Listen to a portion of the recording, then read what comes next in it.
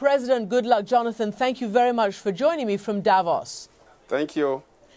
Let me get straight to the heart of the matter. Today on Capitol Hill, Secretary of State Hillary Clinton is testifying about Libya and about militantism in the region. And she identified Boko Haram as the biggest threat to one of the most important countries, namely your own. Do you see Boko Haram as a major existential threat to Nigeria right now?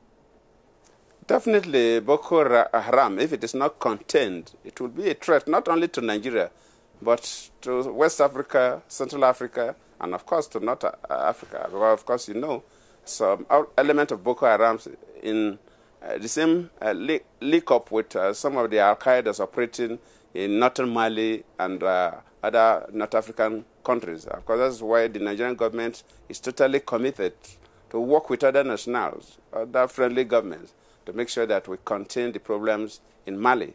Because, as you rightly said, the issue of Libya tried to create more problems in the sub-region. Because when Gaddafi was dethroned and a number of fighters looted the weapons, these weapons enter the hands of non-state actors, and they are being used for criminal activities. We have seen what has happened. You mentioned Mali, you mentioned Algeria.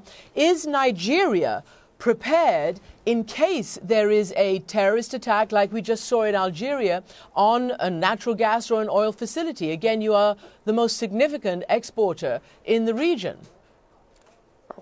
Yes, of course. What happened in Algeria is quite unfortunate.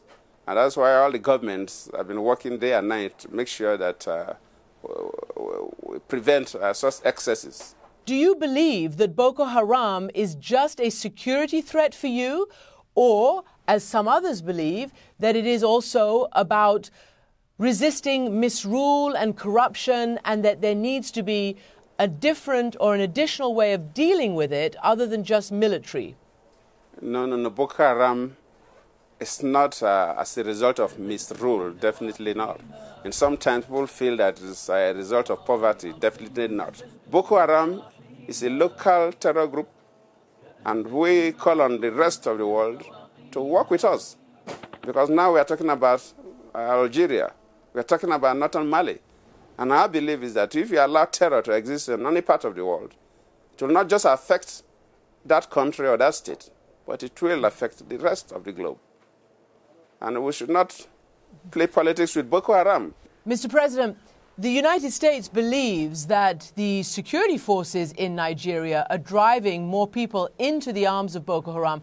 And one NGO at least is quoted as saying that by what they quote as indiscriminate security measures, heavy-handed crackdowns that round up thousands of people, whether they're civilians and children, people who've got nothing to do with Boko Haram. And they're also saying that the police, like in the last year or so, have killed more people than Boko Haram has. So my question is, do you admit that there is a problem in the security dealing with it? That is not correct. That is not correct. And I've said it severally. Those are insinuations by some interest group. Well, definitely the insinuations by some interest group. All right, so one of those interest groups is the State Department of the United States. But let me ask you this. No. Yes, people sir. get wrong information to the State Department of the United States. The State Department of the United States, they have the means of knowing the truth. They should try and filter the truth. Well, sir, let me just say... They should not just listen to some people who have access to them, but they have means of knowing the truth. All right. Well, the United States Assistant Secretary of State has said that the methods of the crackdown is inflaming the population and inflaming the situation. Let me move on to the issue of corruption. When I interviewed you 3 years ago now, in your first interview as you assumed power, you said that the main issues for the people of Nigeria are corruption and even electricity. Power, you talked about. Well, today, those are still the same issues. Some 60% of the people of Nigeria don't have enough or regular power, regular electricity.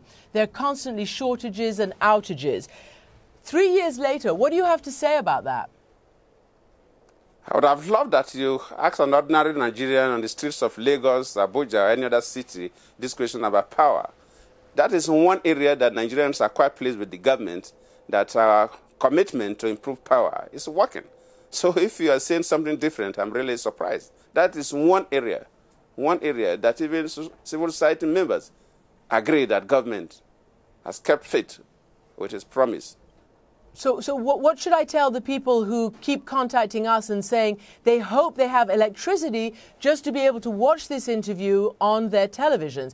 Clearly, it is still a big problem. Is it still a big problem despite, you say, the progress that you say you've made?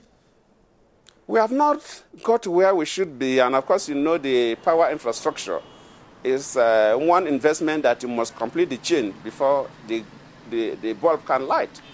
You must generate, you must transmit, you must distribute. And even if you have the money and the political will to do so, you cannot do it overnight. And we're working very hard.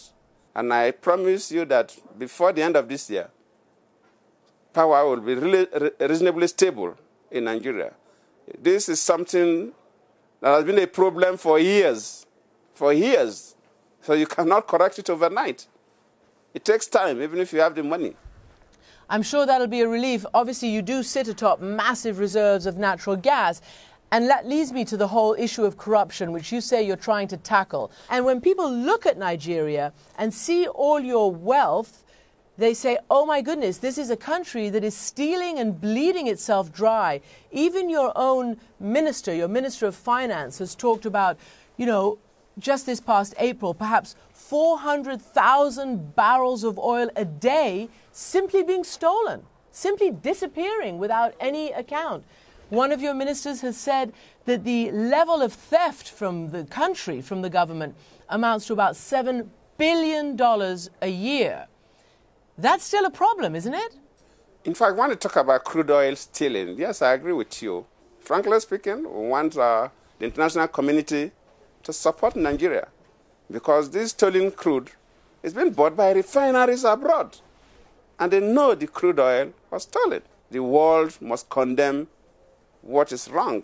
The stolen crude is refined abroad. It's not refined in Nigeria. President Goodluck Jonathan, thank you very much for joining me. Thank you.